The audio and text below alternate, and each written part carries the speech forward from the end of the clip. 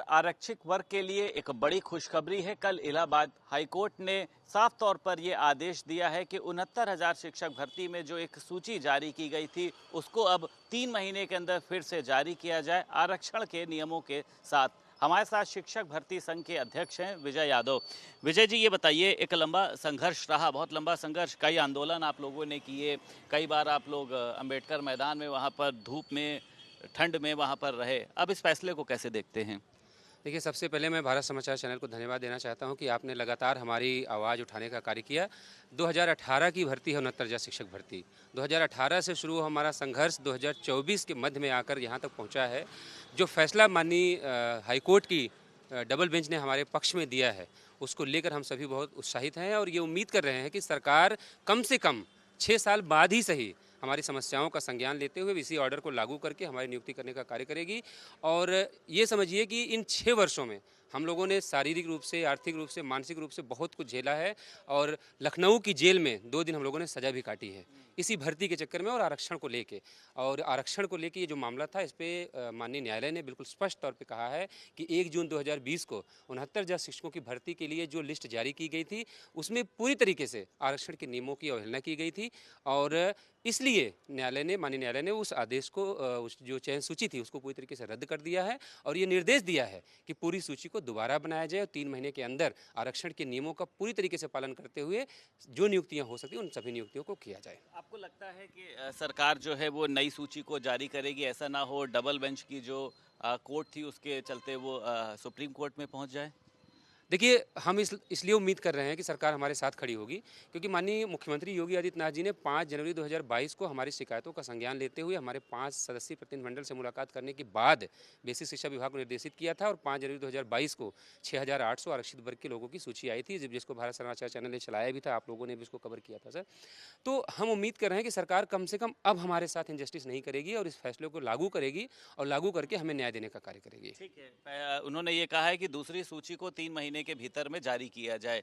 तो विजय जी, लगता है आपको कि जो पहले के लोग हैं, जो पहले नौकरी कर रहे हैं उस पद पर, उन सीटों पर, उनको क्या बाहर किया जाएगा या कहीं पर समायोजित किया जाएगा?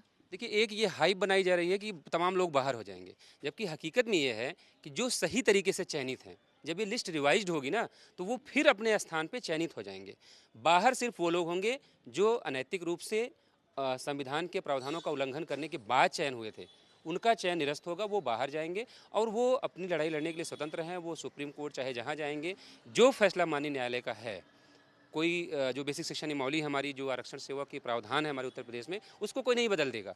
तो सुप्रीम कोर्ट वो भी जाएं, उनकी नौकरी बचनी चाहिए, वो जो भी करते हैं वो उनका विषय है। लेकिन हाँ, हम लोग इस बात को लेकर संतुष्ट हैं कि जो हमारी पहले दिन से मांग थी 2018 की भर्ती से, 6 सालों में जो हमने संघर्ष किया, ज़मीन पे, सड़क में, कोर्ट में, 2 दिन की जेल की यात्रा भी की, हम इस नतीजे पे आज यहाँ पे खड़े हैं कि हमें पूरी उम्मीद है कि अब सरकार हमारे साथ कोई ऐसा काम नहीं करेगी जिससे हमें और सफ़र करना पड़े। हम लोग उम्मीद कर रहे हैं कि जो नियुक्तियाँ हो भी चुकी हैं, सरकार उनको भी सुरक्षित करने का कोई ना कोई कार्य करेगी, क्योंकि वो जो नियुक्तियाँ हुई हैं उसमें किसी अभ्यर्थी की गलती नहीं है, चाहे वो जिस भी वर्ग के हों। उनको जो अधिकारी हैं हमारे बेसिक शिक्षा विभाग के, उनकी गलती से वो लोग चयनित हुए हैं, ना उन्होंने कोई फर्जी साक्ष्य गढ़े हैं, ना फर्जी मार्कशीट लगाई है। तो उनकी भी नौकरी बचे। हम लोग ऐसी कामना करते हैं कि वो भी सुरक्षित रहें और हमें हमारा वाजिब हक मिल जाए। आरक्षण के नियमों की अनदेखी हुई, आप लोग सही साबित हुए। जो अधिकारी इसको लगातार कह रहे थे कि आप लोग झूठे हैं, कई बार आप लोग निदेशालय में वहां पर पहुंचे, तो अधिकारी तो क्लीन चिट दे रहे थे। तो आपको लगता है अब ऐसे अधिकारियों पर कार्रवाई हो, क्योंकि कोर्ट ने तो साफ कह दिया है?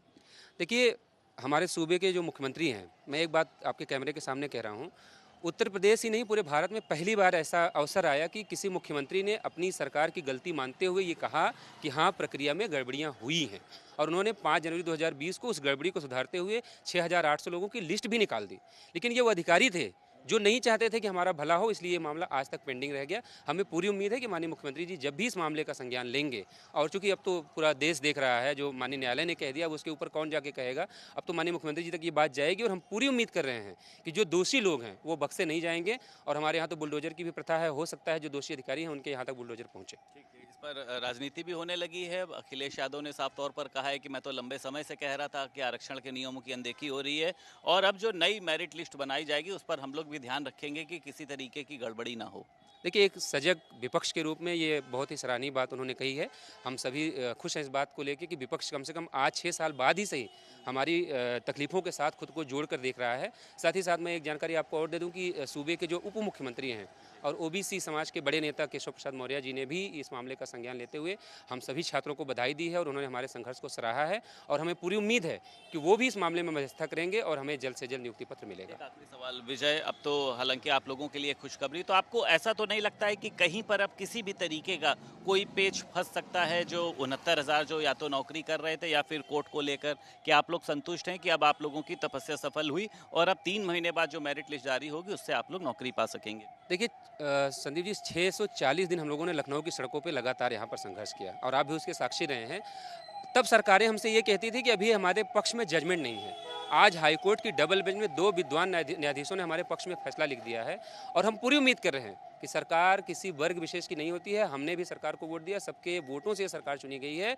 तो हमारे समस्याओं का ध्यान रखते हुए माननीय मुख्यमंत्री जी इस मामले का संज्ञान लेंगे और अब कोई और अड़चन ना आने दी जाए, हम सब ऐसी उम्मीद कर रहे हैं। और जल्द से जल्द हम लोगों को हमारा हक जो 6 साल पहले मिल जाना चाहिए था, वो अगर आज भी मिल जाएगा तो हम इस सरकार के हमेशा आभारी रहेंगे। अपने जो हमारे समाज के नेता हैं उनके आभारी रहेंगे कि उनकी मदद से हम लोग यहाँ तक पहुँचे। बहुत शुक्रिया बात करने के लिए। हमारे साथ 69,000 शिक्षक भर्ती संघ के अध्यक्ष विजय यादव मौजूद थे और साफ तौर पर उन्होंने मुख्यमंत्री योगी आदित्यनाथ को धन्यवाद दिया है कि 6 साल बाद ही सही लेकिन उनकी मेहनत का फल उनको ज़रूर मिला और 3 महीने का इंतजार है जब ये भी अपने विभाग में नौकरी कर पाएंगे। लखनऊ से वीडियो जर्नलिस्ट मेहंदी हसन के साथ संदीप खेर, भारत समाचार।